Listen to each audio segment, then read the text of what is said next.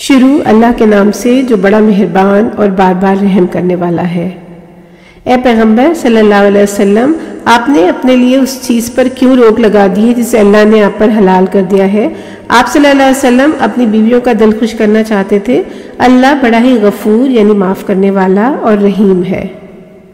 اللہ نے کفارہ ادا کرنے پر آپ کے لیے آپ کی قسم کو کھول لینا ضروری ٹھہرایا ہے۔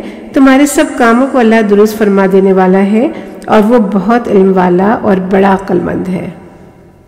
اور جب پیغمبر صلی اللہ علیہ وسلم نے اپنی کچھ بیویوں سے چھپا کر کسی بیوی کو ایک بات چپکے سے بتائی، پھر جب اس بیوی نے اس کا ذکر دوسری بیویوں سے کر دیا اور اللہ نے اس کی خبر پیغمبر صلی اللہ علیہ وسلم پر ظاہر فرما دی، پیغمبر صلی اللہ علیہ وسلم نے اس میں سے کچھ بات کا ذکر کیا اور اس واقعے کے کچھ پہلوؤں کو نظر انداز کر گئے۔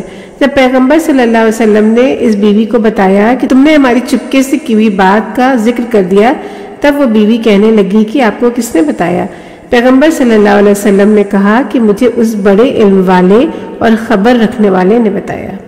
اگر اللہ کی طرف تم دونوں متوجہ ہو اور اپنی کہی سنی بات پر توبہ کرو تو تمہارے دل اللہ کی طرف جھکے ہوئے ہیں۔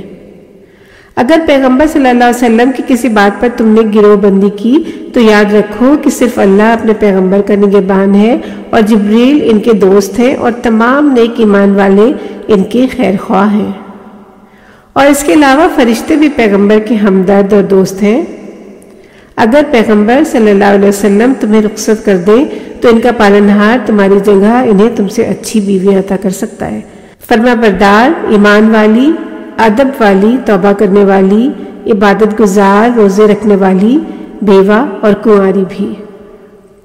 اے ایمان والوں، اپنے کو اور اپنے گھر والوں کو آگ سے بچانے کی فکر کرو جس کا ایندھن آدمی اور پتھر ہے۔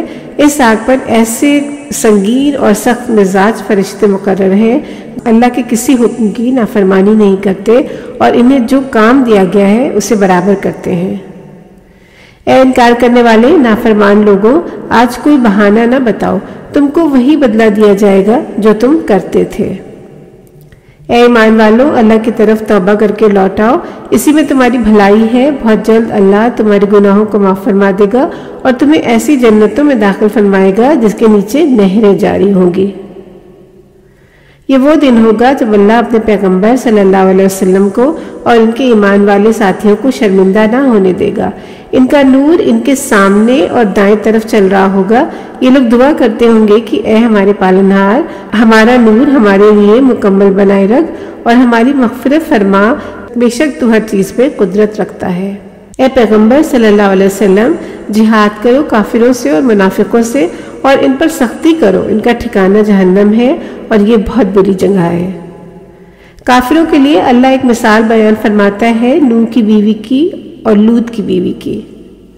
یہ دونوں ہمارے نیک بندوں کے گھروں میں تھیں، دونوں نے خیانت کی، تب اللہ کے مقابلے میں ہمارے دو نیک بندے اپنی بیویوں کے کچھ بھی کام نہ آ سکے اور فرمان جاری کر دیا کہ جیسے اور لوگ آگ میں داخل ہو رہے ہیں ان کے ساتھ تم بھی آگ میں داخل ہو جاؤ۔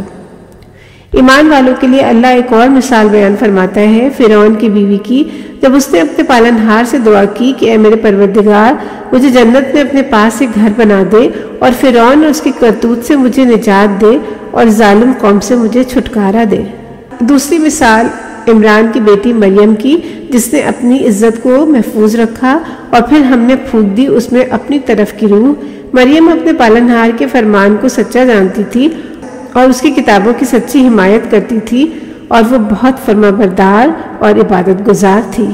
برائے مہربانی قرآن کو شیئر اور سبسکرائب کریں اور اپنے ماں باپ کے لیے صدقہ جاریہ بنیں۔